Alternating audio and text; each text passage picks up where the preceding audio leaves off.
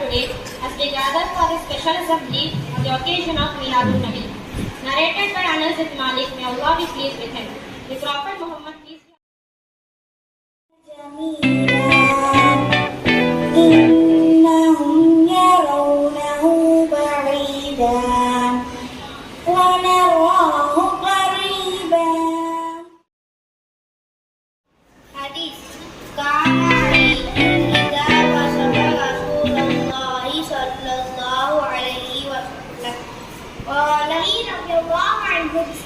Prophet Muhammad, peace be upon him, that he was the best of the people in general.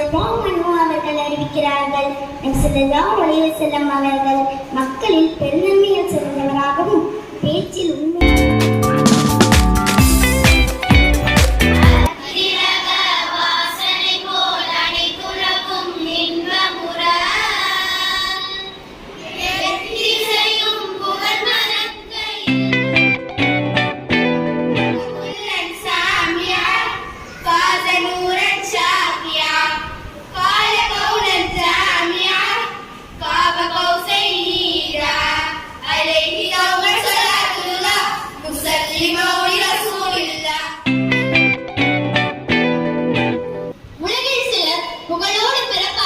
புகழோடு வாழ்வார்கள், இன்னும் சிலர் புகழோடு மரணிப்பார்கள்.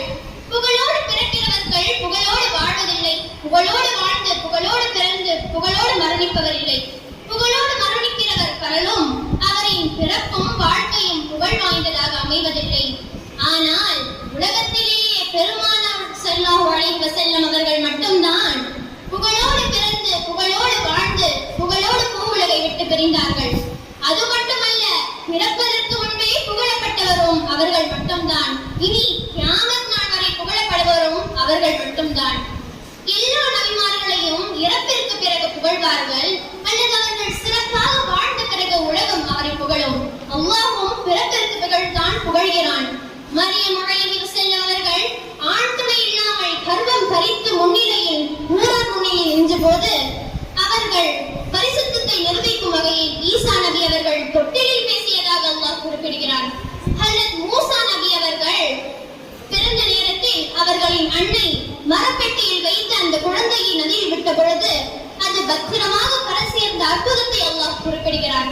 இவ்வாறு ஒவ்வொரு நபிமார்களின் அற்புத பிறப்பிற்கு பெறும் புகழும் அல்லாஹ் நபிநாயகம் ஸல்லல்லாஹு அலைஹி வஸல்லம் அவர்களை மட்டும்தான் பிறப்பதற்கு முன்பே உலகிற்கு சொல்லிவிட்டார். அது மட்டுமல்லாமல் வாழும் வரையிலும் மக்களால் புகழப்பட்டவரும் அவர்கள். Our beloved Prophet Muhammad sallallahu alaihi wasallam was born at Makkah in the famous tribe of Quraysh on 8th, 9th or 12th Rabiul Awwal. Our Prophet's father was Abdullah and mother was Amina and grandfather was Abdul Muttalib. They all died early childhood of our Prophet.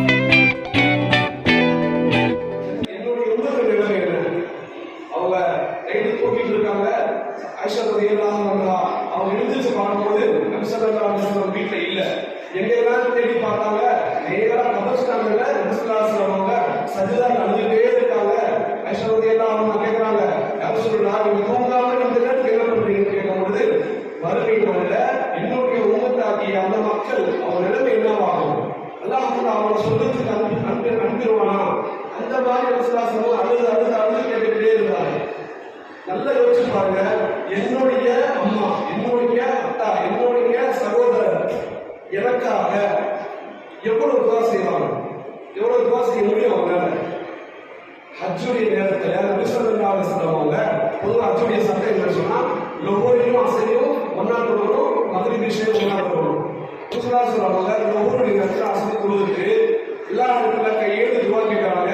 ஏறத்தாழ 1 மணிலிருந்து 2 மணிக்குள்ள இருக்கும். அப்ப துவா செய்யறவங்க கடும் வெயில், நமக்கு சொல்லவே தேவையில்லை சௌகரியம் எவ்வளவு வெயில் இருக்கும் சொல்லி, அந்த வெயில்ல கையேந்தி அல்லாஹ் துவா கேட்கறாங்க.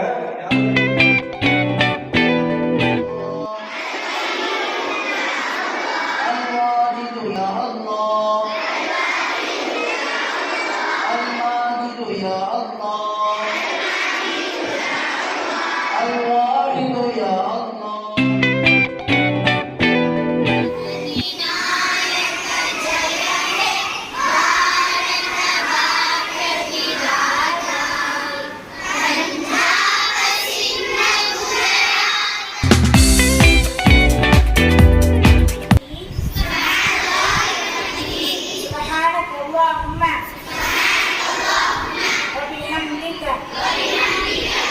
ونشهد أن لا إله